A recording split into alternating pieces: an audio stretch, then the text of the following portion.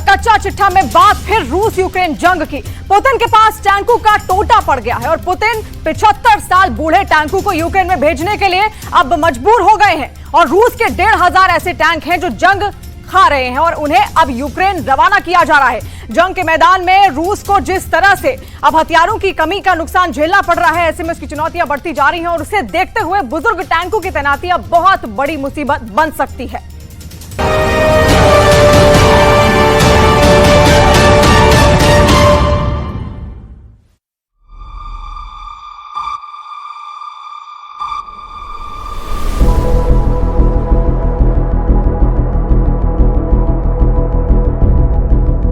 एक, दो, तीन, चार, पांच, 6 या 7 नहीं, पूरे 1500 टैंकों का टकसाल है।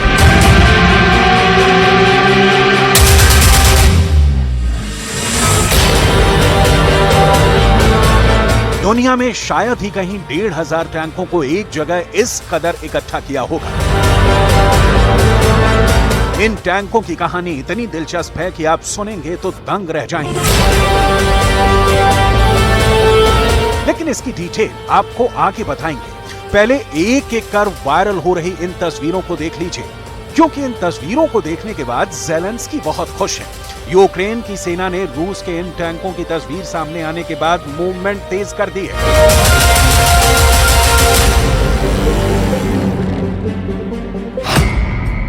एक साथ 1500 टैंक देख क्यों खुश हुए ज़ेलेंस्की के जनरल? इतनी बड़ी तादाद में रूस ने क्यों इकट्ठा किए टैंक?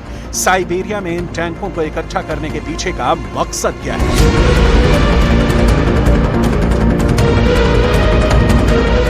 सिर्फ इन 3 सवालों का जवाब जानने के लिए इन टैंकों की हिस्ट्री, ज्योग्राफी और बायोलॉजी की डिटेल समझनी होगी। पश्चिमी मीडिया में छपी रिपोर्ट के मुताबिक ये टैंक साइबेरिया के ओपन एयर डिपो से यूक्रेन के युद्ध मैदान की ओर रवाना किए जा रहे हैं। लेकिन टैंकों की ये रूटीन रवानगी नहीं है, क्योंकि ये टैंक सामान्य नहीं बल्कि बेहद असामान्य है। जी, बेहद असामान्य, क्योंकि ये टैंक डिपो में अब तक जंग खा रहे थे। रूस ने इन्हें एक तरह से त्याग दिया था, क्योंकि ये बहुत पुराने हैं। इनका मॉडल, इनके अटैक का तरीका काफी पुराना हो चुका है।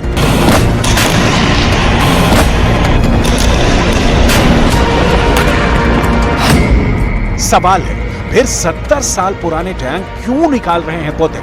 बुजुर्ग टैंक यूक्रेन के लेपर्ड और चैलेंजर टैंकों के सामने कैसे टिकेंगे? क्या पुतिन के पास अब टैंकों का टोटा पड़ता जा रहा है कि बूढ़े टैंकों की युद्ध में तैनाती के लिए पुतिन विवश है?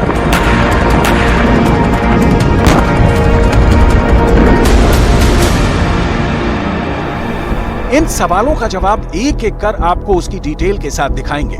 शुरुआत इन टैंकों की ताकत और इनके इतिहास और वर्तमान से। 1570 टैंकों की जो तस्वीर आपकी स्क्रीन पर है, उन टैंकों में शामिल है T-62, T-55 और T-54 मॉडल। ये सारे टैंक दशकों पुराने हैं और अपनी आखिरी घड़ियां गिन रहे थे कि डिपो के जनरल को इन टैंकों को जवान बनाकर मैदान में पहुंचाने का हुक्म हुआ और अब ये विश्राम मुद्रा में खड़े टैंक एक्शन में आने वाले हैं। सवाल है कि ये बूढ़े टैंक क्या कर पाएंगे जंग के मैदान में? डिटेल में समझते हैं। रूस का पहला T-62 टैंक साल 1961 में सेना में शामिल हुआ था। इस टैंक में छोटा मगर बेहद कारगर इंजन लगाया गया है, जो रूस को पहले भी कई फ्रंट पर जीत हासिल करवा चुका है। 1975 में इस टैंक का प्रोडक्शन बंद किया जा चुका है। तब तक कुल 22,000 टैंकों का उत्पादन किया गया था। माना जा रहा है कि अब भी रूसी सेनाओं के साथ लगभग 2000 T-62 टैंक काम कर रहे हैं। रूस की सेना पहले से ही इस टैंक का यूक्रेन में इस्तेमाल कर रही है। रूस ने इनमें से कई टैंकों को अपग्रेड करके साल 2017 और 2018 में सीरिया में भी भेजा था। यूक्रेन में भेजे गए इन टैंकों को अतिरिक्त आर्मर से लैस किया गया है, ताकि यूक्रेनी मिसाइलों से निपटा जा सके।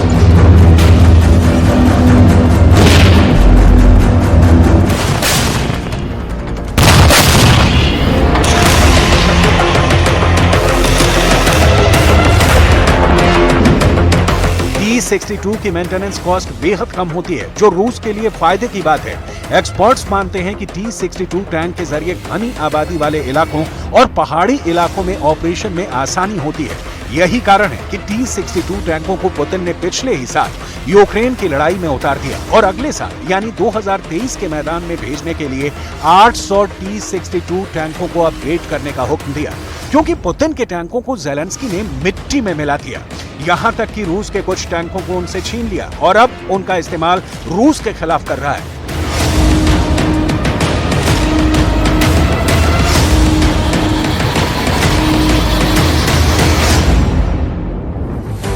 पुतिन के टैंकों के ऐसे हश्र की इनसाइड स्टोरी आपको दिखा चुके हैं। अभी रेल से भेजे जा रहे पुतिन के 2 बूढ़े टैंकों की डिटेल देख लीजिए। T-55 टैंक, T-54 और T-55 टैंक द्वितीय विश्व युद्ध के बाद के वर्षों में पेश किए गए सोवियत मुख्य युद्ध टैंकों की एक श्रृंखला है। पहला T-54 प्रोटोटाइप 1945 के अंत तक निज़्नी टैगल में पूरा हो गया था। 1950 के दशक के अंत से T-54 अंततः सोवियत सेना की बख्तरबंद इकाइयों वार्सो संधि देशों की सेनाओं के लिए मुख्य टैंक बन गया।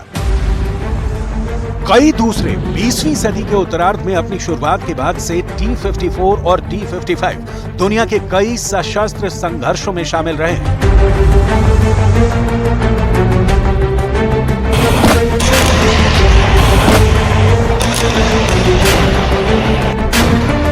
T-54 और T-55 टैंक रूस ने सेकेंड वर्ल्ड वॉर के दौरान लॉन्च किया था। पहला T-54 प्रोटोटाइप 1945 के अंत तक तैयार हो गया था। इसके बाद इन टैंकों में कई बार अपग्रेडेशन का काम हुआ। 1950 के दशक के अंत तक ये टैंक सोवियत सेना के लिए मुख्य युद्धक टैंक बन गया।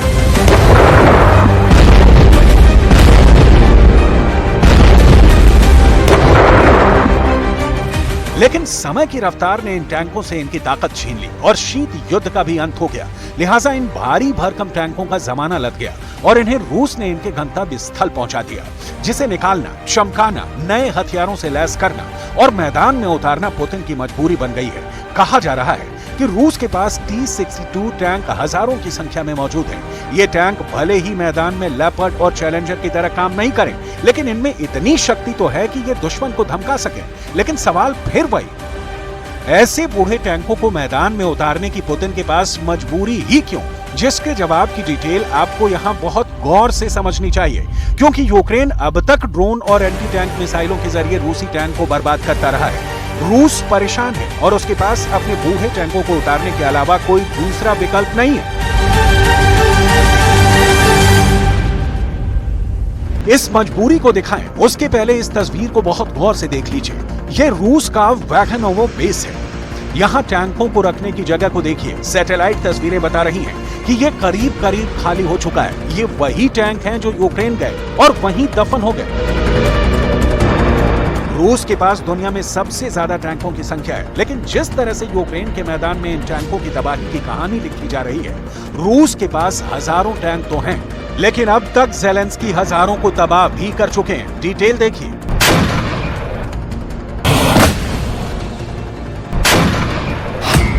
$4,300 tank, 8,303 armoured combat vehicle, 5,028 artillery,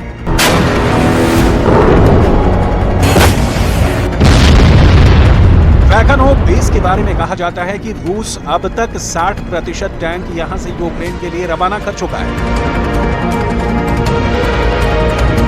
रूस के पश्चिमी मीडिया की रिपोर्ट के मुताबिक इस बेस पर 3,840 टैंक कभी हुआ करते थे, लेकिन 24 फरवरी आई और उसके 8 महीनों के भीतर ही यहां से टैंक यूक्रेन रवाना होना शुरू हो गए।